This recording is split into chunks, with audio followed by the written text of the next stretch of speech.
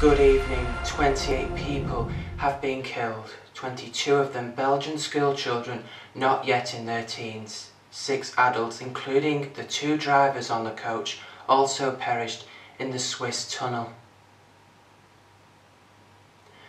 The group had spent the last few days skiing in the Swiss Alps and were travelling back home when their bus crashed into the wall of a tunnel near Céret in Switzerland yesterday evening.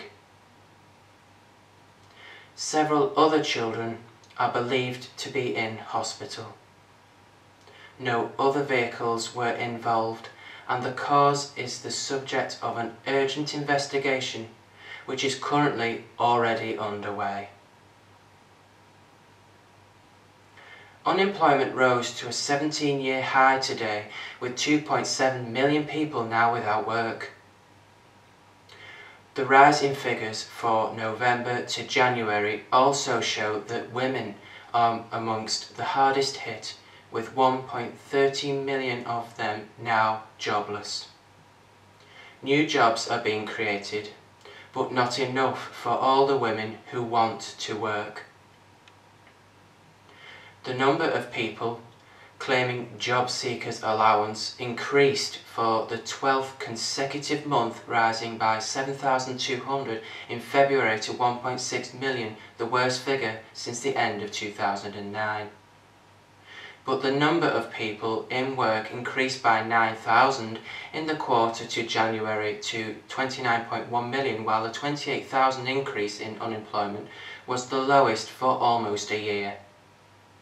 Other figures from the Office for National Statistics showed that public sector employment fell by 37,000 in the final quarter of 2011 to just 6 million, while the numbers employed in private firms increased back to 23 million.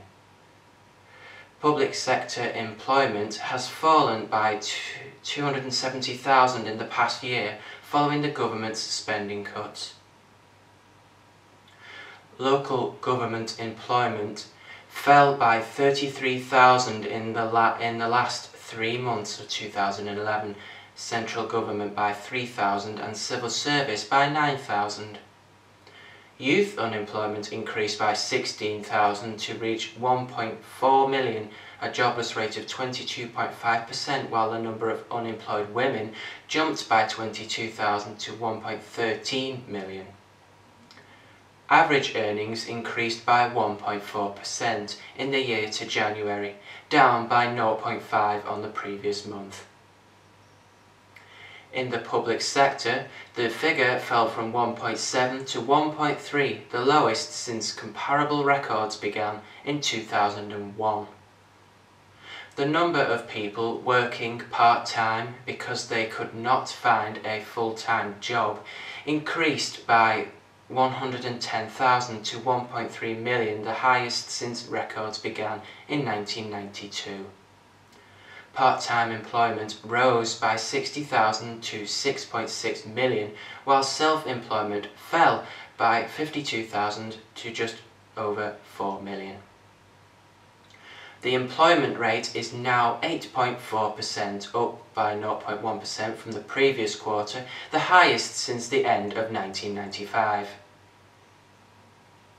Finally, the Prime Minister has enjoyed an official ceremonial welcome to the White House. More than 7,000 people are believed to have gathered to greet David Cameron and President Obama. And the leaders have a long day of talks ahead of them too today. But last night, away from the politics, they enjoyed an evening of hot dogs and hoops.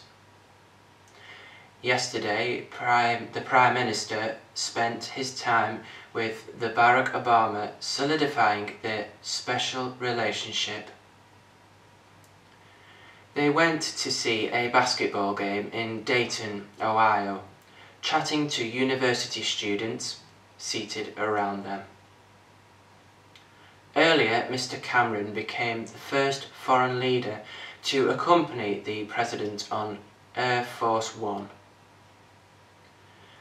Later, they'll meet again at the White House for talks on Afghanistan, with Syria and Iran also likely to be on the agenda. Britain wants to see a transition of power and not a revolution in Syria, Prime Minister David Cameron has said. There's been speculation that an acceleration of the troop drawdown in Afghanistan could be discussed. Both British and American soldiers are due to be out of the war-torn country by 2014, but some are now predicting that it would happen earlier, even possibly next year.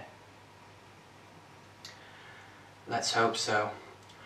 The weather is for you next. I'm back at 7 o'clock, but now from everyone on the 5 o'clock news team, have a great evening. We'll see you in a couple of hours. Bye bye.